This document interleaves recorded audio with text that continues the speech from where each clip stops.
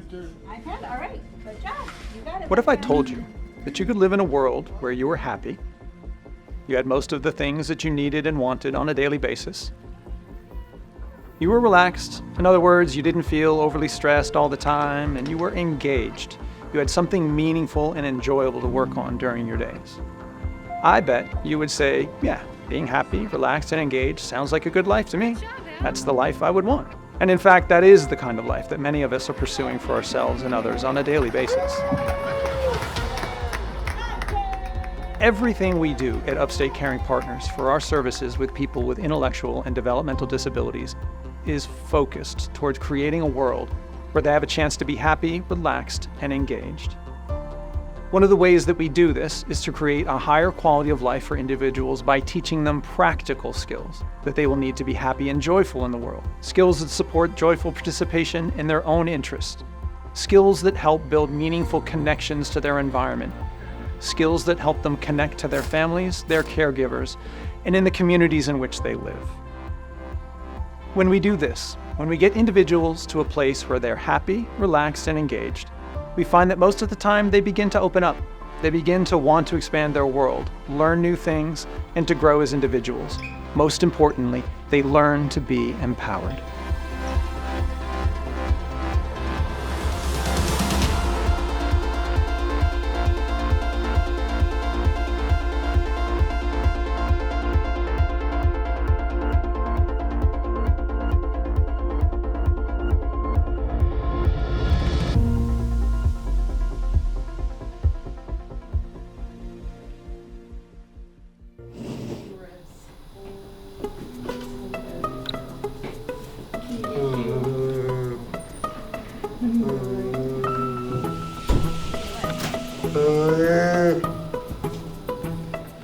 Right now, Dante is the only documented case that has Smith-Magenis syndrome, which is deletion on the 17th chromosome, and Dup 15, which is an extra 15th chromosome.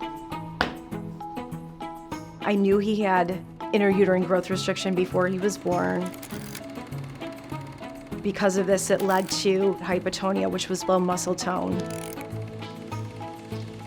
We had early intervention, 5 days a week, sometimes 2 to 3 sessions a day. Wave to mommy. He ended up being diagnosed with the 2 chromosomal abnormalities and autism.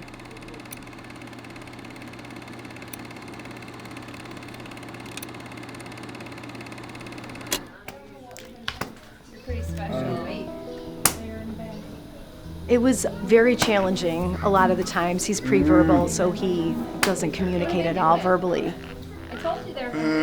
That was very challenging because he would have outbursts. A lot of times we didn't know what was wrong, why he was getting so upset.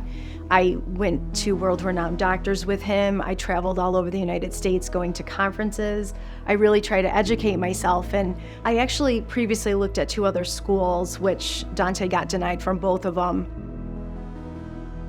Somebody had recommended UCP to me. They took Dante in right away after we met with a few people, and they were absolutely fantastic about wanting to take Dante into the program. When I first met Dante, I remember that he didn't really have any social engagement with anybody or social interactions. He didn't initiate interactions, and furthermore, he didn't respond to other people's social interactions very much. His world wasn't expansive and big in terms of a social world. He really kept to himself. Whenever a student comes into our program or into my classroom specifically, our first order of business is to build our relationship with them. We build our relationship through their interests, their likes. We try to find their reason for doing the things that they do or wanting the things that they want. So when Dante arrived here, we really focused on his communication because he had no way to get his needs and wants met. And in order to do that, we had to build a trusting relationship that when he communicated, we were going to honor those communication attempts. But because we saw the potential for all the skills that he was capable of, he just needed the right environment to showcase those. Happy, relaxed, and engaged and rapport building is the foundation that we build skills on here at Upstate Caring Partners, because Learning best happens when somebody is in a state of joy or relaxation and when they're engaged with the people or the things that are around them. As I was spending some time with him, I had lifted my hands up to fix my hair, and I immediately saw his face look up and his eyes light up at the sight of my elbows in the air. Through Dante's fascination of elbows, we've learned to shape a lot of his behaviors that he was having previously when he first came to us, such as running out of the classroom. So we would be proactive in our strategies, and we would give him elbows before he had to ask us for them, so he didn't have to always have a negative behavior to get what he wanted. We also found out that he was not wearing his glasses as prescribed. And so one of the main goals that we had for him when he arrived here was to get him to tolerate the feeling of those glasses on his face so that he could access more of his environment around him and gain that sensory experience and vision. So slowly, we built up his tolerance where he's wearing them most of the time now.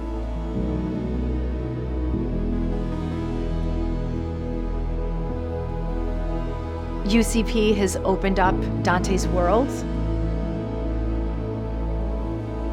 He feels very connected, very attuned to the staff, and he is much more open to trying new things. His diet has totally changed.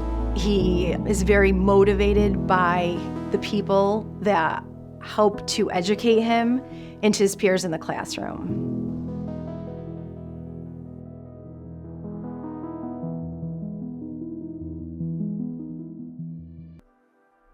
Early on in my tenure, I was amazed at the progress some of the individuals were having in our children's programs and wanted to learn more about it. Although we had limited clinical resources at the time, seeing the change in some of the kids we supported was undeniable.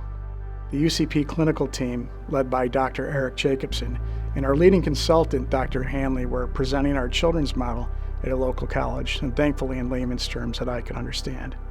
At the end of the presentation, I challenged our team with a simple question. If we can do this with kids, can we do this with the adults in our programs that have moderate to severe disabilities? Since that time, our clinical team continues to make great progress with children and adults. Under the leadership of Dr. Eric Jacobson and Dr. Mara Vanderzel, we have made significant investments in our clinical program. We now have one of the best and largest groups of board-certified behavior analysts in the state. And some of the early results for adults are just as promising as those for the children we support. The switch to this improved clinical model has been challenging, and by no means do we feel that we've arrived. There has been and will be continued learning along the way. As in any evidence-based practice, the hope is what we learn will help inform our clinical practices and improve outcomes for the people we support. In that vein, we are committed to sharing this learning and progress with others so the field can benefit from our experiences. There still is remarkably little research available for those that present with the most challenging disabilities. The reality is that robust clinical models are expensive to deliver, but we are committed to seeking resources so that we can sustain the great progress and share it with others. We face significant challenges through COVID and continue to feel the effects of the staffing crisis. However, the success you see with individuals gaining greater independence and joy in their lives have been life-changing.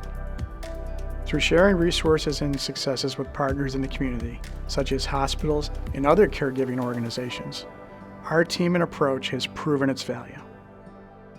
All of this gives me great hope for the future and even greater excitement and commitment for what more we can accomplish, and most importantly, what the people we support can accomplish.